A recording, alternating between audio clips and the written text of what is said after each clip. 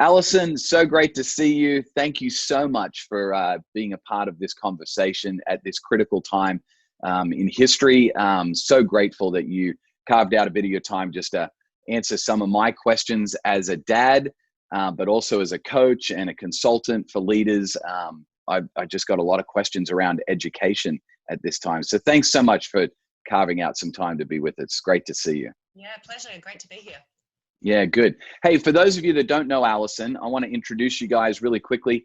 Allison Willis is a lecturer and doctor of education, works at the University of the Sunshine Coast, which is a great place to live, by the way. If you've never visited the Sunshine Coast of Australia, I actually say that it's the Australian secret.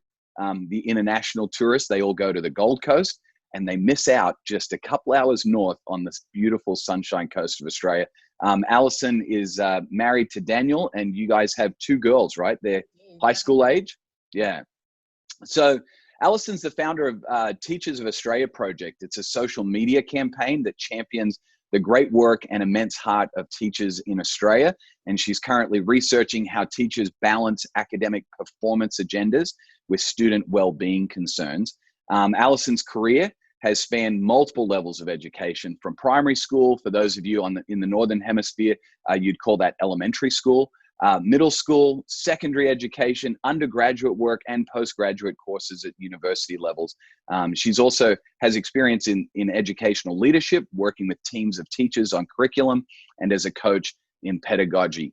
Allison, I don't know if you know this, but my background is actually education. I was originally a phys ed teacher. Yeah, so my original degree, Bachelor of Health Sciences in phys ed, and my body as a 43-year-old does not reflect my studies in physical education whatsoever.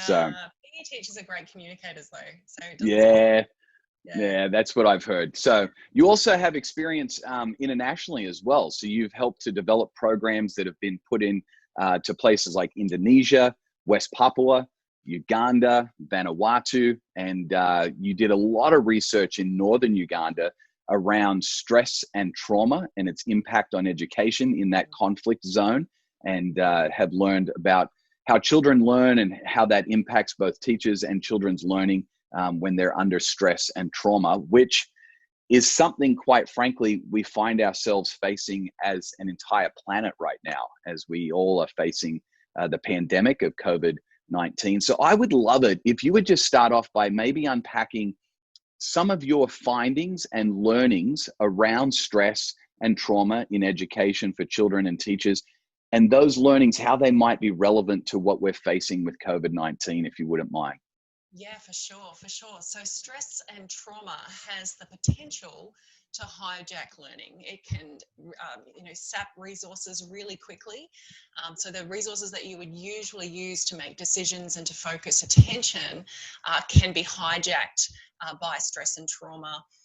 And it's a neurological thing. It's a blood flow thing in the brain. It's a chemical and electrical thing in the brain where all our resources are put into the limbic system in the middle of the brain, which is our flight or fight. And so, that's where all our resources go when we're under stress. And we don't have so many resources then going to our frontal lobes, which is, where we make decisions and can plan for the future and set goals. So it's really important that we try to reduce stress and try to keep things like, undue stresses or overexposure to things that we can control under control as much as we can. Okay, so specifically then, what would that look like on a practical level? Because right now, my family, probably your family and families all around the world, are being inundated with information right now and data that is just raising stress levels. We're probably all consuming more news than probably we typically would, and it's not positive news. So what are some practical things we can do as families to help with that? Right. So you don't want to live under a rock either and not be exposed and not be educated about what you need to do next. But you probably can limit your exposure. Maybe you can have I'm going to give it an hour in the morning and an hour at night. just so that you're not constantly releasing those stress hormones in your body, Yeah. which will then raise, it's not good for your health, it's not good for your mental health or your physical health. So there's things like that, but also prioritizing relationships, constantly reaching out. So stress is not always a bad thing. Stress can be a really good thing. It makes us social. It makes us reach out to others. Now, obviously, we've got to be careful with social distancing at the moment, but nevertheless, we can still reach out, check in with how people are going. And in our families, we need to be asking people what they did today, how they're feeling today, constantly checking in with one another, because relationships will reduce our stress levels, because we're really positive hormones in our bodies instead of negative ones. Okay, that's so good. So potentially you're saying, hey, limit the amount of exposure to the news and negative information, not hide under a rock, like you said, but just limit that. So practically speaking, not leaving the television on the news channel like the entire evening while you're making dinner and eating dinner and then sitting and listening all night, but just saying, hey, I'm going to take this half an hour or this hour. And the great thing is, today's day and age, so much of our news and television is on demand. So it's not like you used to have to sit down at 6 p.m. to watch the news. You can watch it anytime you want and just limit that exposure. That's great. And then you mentioned increasing then the relational aspect of things. So limiting your exposure to the negative stuff, increasing that relationship and so on. Our family, I don't know what you've done practically. I'd love to hear, Allison, but we've decided every night after dinner, we take a family walk. So we look really weird, I'm sure, because with a bunch of, teenagers and these two old people just walking around our neighborhood and talking. But we're asking, we have these two questions we typically would ask around the dinner table, but we've been doing it on our walk lately. We just talk about what were your highs and what were your lows of today. So what was the thing that made you excited? What was the thing that was a bit of a bummer? And you just get to hear your kid's heart and what's important to them, whatever excites them and whatever, doesn't excite them. So that's great. Anything practical that you guys have done as a family, or that you've, as educators, that you would encourage families to do? Yeah, I would agree with you. I would say that, going for a walk together is a really great thing. Actually, things come out when you're walking that don't come out face to face, because eye contact and, you can, so kids can just like blah and not have to like stare across the table at you. So that's a really great strategy. Meal time's a really great idea as well. Obviously people are being careful with their hygiene around food at the moment. So I do acknowledge that could be a constraint for some people. But, relationships are often built in first instance, and this is what research shows now, by looking after physical needs. So when a kid sees that you care, that they're safe, that they're well, that they're warm, that they're fed, meeting their basic needs, then they're more likely to let you know what they're really feeling and how they're thinking. So if you're thinking, I'm not sure where I'm at with my child, I'm not, just meeting their immediate needs and just showing that you care very practically is the first way in. Yeah, no, I love that. So maybe walk us through then. Many parents right now are finding themselves in what I call being forced into the business of education. So although I was trained as a PE teacher, I'll be the first to tell you, you don't want me teaching my kids maths, or you don't want me teaching my kids grammar or any of those kinds of things. Like, I did 4-year degree to learn how to blow a whistle and run some great games. And that's about it. But we're being forced. Some of us around the world have been doing it for a couple of weeks already. Here in Queensland, we're actually in the last day today of schooling, and then kids are going on a break. And so we may be one of the last education systems in the entire planet, maybe, that still has kids in school today. But but as a parent, what are we looking for to provide our kids now that we're being forced, is probably a harsh word, but we're at least being asked to enter into education with our kids in a level that we've never done before. And as I think about governments around the world are currently shutting down what they're describing as non-essential businesses and services, and they're asking us only to leave our homes and only really to engage in activities that would be described as essential, like grocery shopping, going to the chemist or the pharmacy, depending on where you live, or going to a doctor's appointment. When it comes to education, what would you say, maybe for different age levels, are the essentials? Like if you just had to boil it down, like grocery shopping and going to the chemist are essentials for daily living. What would you say for parents to be focusing on as essentials for education right now? Yeah, for sure. So for kids who are in their pre-elementary, so kindergarten age, you know, before the Preschool? age of 5, preschool, Yeah, um, yeah. yeah, I would say keep their play active. Like Okay. active play, play-based learning is the best kind of learning, especially at home, in a Yeah, home environment. So they can be acting out stories. You could read a book with them, and so I yes. keep reading to them as much as possible. But then put on some props or get some toys to act the story out, or Yeah, like actually get them to engage. Try and extend the story out beyond just reading the book. yes. If you've got that level of engagement, lots of hands-on activities, Play-Doh, sandpit play if you've got that option. Lego Yep. is God's gifts to every preschooler. Like anything Yes. constructive, keep those little Yeah. busy. Yeah. Way better than spending hours on technology. But Yeah. at the same time, technology is also going to be a really good friend to you at this period of our Sure. history. There's going to Yep. be times when technology is a good thing. Yeah, for sure. So Yeah, play-based learning, hands-on that's right. stuff that they can do physically that Do will help engage their mind, and not just sedentary stuff where they're just sitting and watching for long periods of time. right. Although, it's going to be part of the day though. That's right. And it's going to be a little, but keep that sedentary stuff, watching a movie or, being on a device, on a screen. Keep that for Yes. when you need it, when Okay. you, as an adult, as the parent, as the adult, you need Yes. time out as well. So keep that, maybe an hour in the morning and, an hour maybe over you're making dinner or something, like keep it for those times, and then Yes. get them busy in the other times so that they can be busy, and the more I feel like at this age you need to have more stamina than they do in Okay. terms of boredom. When they say I'm bored, just wait it out just a little bit longer, have more stamina before. Yeah. Don't just give them the device.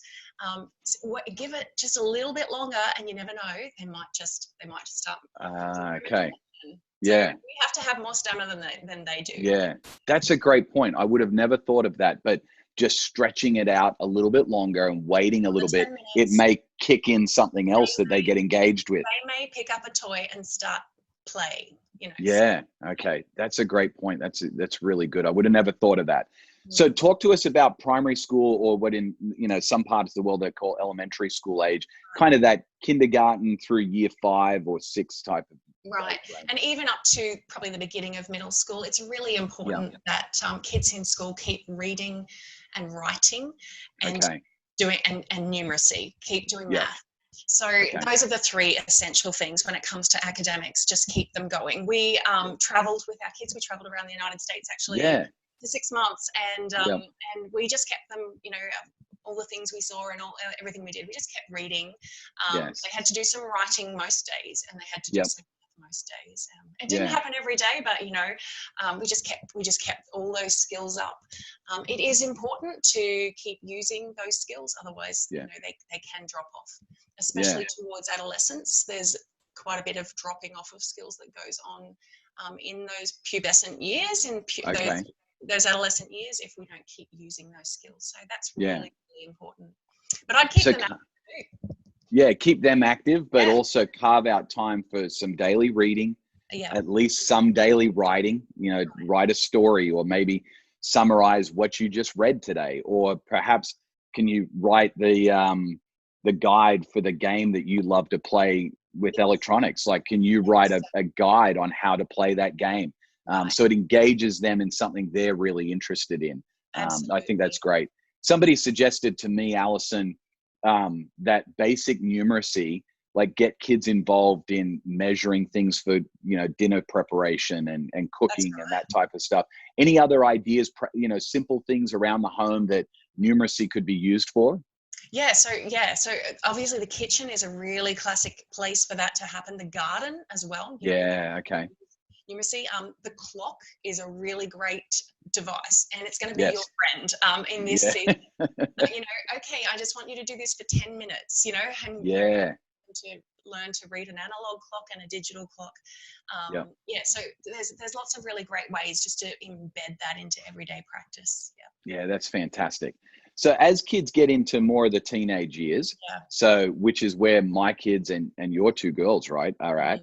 So I've got a 15, 17, 19-year-old, and technically it's a couple of months away, but 14, 16, 18, but they're right about to change over to another year, all three of them.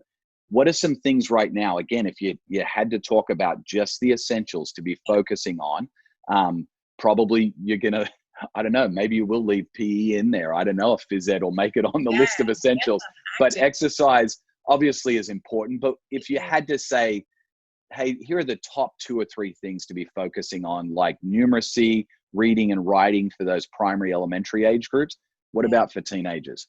Okay, so for your teenagers, get them creating content. So as much as they consume, they should be creating. So so yes, keep them active, keep them outside or exercising. Even if you're in lockdown in your lounge room, you know, Tabata online, you know, whatever it might be, exercise programs. It's going to be fun. But if they are a creative generation, this generation, and they love most of their apps, most of their social media apps. They contribute just as much as they consume. Yes. And so we want them creating. So if they are into, you know, I don't know, if they're into music, then, you know, we want to hear it. We want them to write songs. We want them to be recording. We want them, if they're into movies and film and television, then here's your opportunity to make a documentary around the home, or, you know, like do something really fun with the devices that they have at their fingertips. And one of the things I would say as a dad, just to be completely transparent, it's a little awkward when my kids are asking me to be a part of the content that they're creating. Right. Like, for instance, a TikTok or video. Yes. Yes. But I think that that's probably one of the greatest ways that we can partner with our kids at this time is to actually be engaged in the content that they're creating, not just engage, but be a contributor of it. And so even if it's embarrassing, take one for the team, because you'll be glad you did. Put a mask on so nobody can see you. Yeah, you know, exactly. One of my friends was dressed up as Batman the other day. Okay. With his 15-year-old. So, you know, ways. Yeah, I love it. I love it. So really helping them to stay engaged in creating content, you would say, is one of the essential things. Right. As much as they're consuming, make sure that they're also creating and contributing content. Okay. No, that's fantastic. I love that. Then they'll automatically use their literacy and numeracy. It will just automatically come in. So it's really important. That's so good. Create content. I love that for teenagers. Now I've got a son who's in tertiary education. And I think there are some families around the world that are probably, for the first time ever, I think of my friends that are living in the US, where a lot of students go away for tertiary education, go away to college or a university. They live on campus, so they're out of the home for large periods of time. Most of those campuses are closed down, if not all of them. So kids are back at home and they're studying online in that young adult years, where we're really hoping that, you know, they would be launching and leading themselves well. Right. But obviously they're not fully there yet. So what do we do as parents to help our university, tertiary education students to still maintain their focus on education? Right. And that is hard, because it's a bit of a tension there, because when they come home, then there's a few things that they drop a little bit because mum will do it, or dad will do it, or, you know, grandma will do it. So it's definitely a tension to manage. If, as much as you can, if you can find a space for them, like carve out a physical space for them so that they can set up their computer and they can have a place where, now, for some people, that might be a lounge chair. You know, it might, you know, like back in the 90s, we would say, oh, you need to have a desk and make sure the computer's there. But this generation, they might just want, like, you know, a cushion on their lap and it to be in the lounge chair. But work out where is their space so that they can stay online and they can stay engaged as much as they can. It's going to be important for them as well to get in contact with their peers. With you know, they'll probably have social media groups so that they stay in touch with their cohort, so they can get that support. So Yeah. you just have conversations. You know, you don't have to be in that space with them. That's their space. But just say, hey, are you in touch? How are you keeping in touch with your professors? How are you keeping in touch with your peers? Yeah, no, that's fantastic. That leads me to a question there, Alison, around parents staying in touch with educators as well. Right. So for those younger age groups that maybe, you know, the teachers are still working or they're still available, how would you suggest that parents partner with their teachers during this time of not physically going to school, but still doing a lot of online education? Any thoughts around that? Yeah, so it will change from school to school depending on how available teachers are able to be in Yeah, your environment, in your community. But I would always encourage, you know, an email to the teacher. Some teachers will call their students every week. They'll have a caseload and they'll be calling in every week. Other teachers will be on, you know, doing online like what we're doing right now at a particular time every week. So as much as we can support that ongoing interaction. So what we do know is that live communication is way better than pre-set up, just scroll through the content sort of stuff. So yes. keeping it as natural, as close to a natural interaction as possible is really important. So reach out. Don't be an island. Yeah, no, that's good. Hey, this is an area that I didn't even think of until just now, but I'm thinking to myself, why was I so stupid to miss this opportunity? You are teaching and you are educating future educators. So what would you suggest to educators during this time? Not just to parents and kids, but my wife is an educator of children with special needs. That's the area of focus that she has. But educators right now during this season, anything that you would say, hey, if you only did these one or two things, I would encourage you just to keep doing these. Yeah, I think the first thing I'd encourage would be for them to be kind to themselves. So teachers and educators, caring professionals have a really strong sense of duty. And at the moment we're feeling pressured by the situation and we're trying to buffer that, you know, trying to protect students from as much pressure as we can. But so we're feeling the push, but we're also feeling the pull, like we need to keep people progressing and we need to keep kids engaged. And even if we're dropping really big, high and mighty goals, we still want to keep kids engaged. So educators always feel torn. You know, they always feel both pushed and pulled because of their strong care imperative. So so just be kind to yourselves, you know, look after yourself as well. And maybe you need to drop some, you know, some really lofty goals and just keep it back to the basics. My other tip would be to prioritize relationship with students and look after their welfare. Yeah, okay, that's fantastic. Hey, are there resources available out there that you would suggest, especially I'm thinking of parents who are, as we've said already, perhaps entering into this business of education and this education industry for the first time and maybe not even willingly? Are there resources that you would recommend online that people can get access to? Yeah. So most schools are providing things, and in Australia, the states, also the departments of education in each state are putting things up online. So if you were to Google learning at home, you would find that kind of thing. The place that teachers go is inside tip. I love this. I don't know how professional it is. Pinterest and Instagram, right? Yeah. So much stuff out there in terms of free resources and sharing of resources. So go check out the hashtag Teachers Follow Teachers. Okay. There's a lot of we'll put that in the show notes as well for people to be able to find it. So hashtag Teachers Follow Teachers. Yeah. And you'll find stuff on Pinterest, all the social media platforms. You'll find things. Yeah, and there's some really great content and resource creators out there that just love to share. Sure. I love that. So here's the deal. You and I first met actually when you were speaking, but not in the education setting. You were speaking at a church that I'm connected with, and that is part of a network of churches that I help to lead here in Australia, which I'm super thankful for. But you do speak both in church settings, educational settings. If people wanted to get more information from you or more resources, or even just get in contact with you, what's the best way to do that, whether it's online or through social media? What's the best way to connect with you? Yeah, so like you said, I do run the Teachers of Australia campaign. So that's Yes. on Instagram and Facebook and Twitter. And you can find me on Twitter, Allison K. Willis. So, okay, very cool. Yeah. And Numeracy. I think I stumbled across a website that you have as well, AllisonWillis.org. Is that right? That's me, yes. Yeah, very cool. Yeah. Awesome.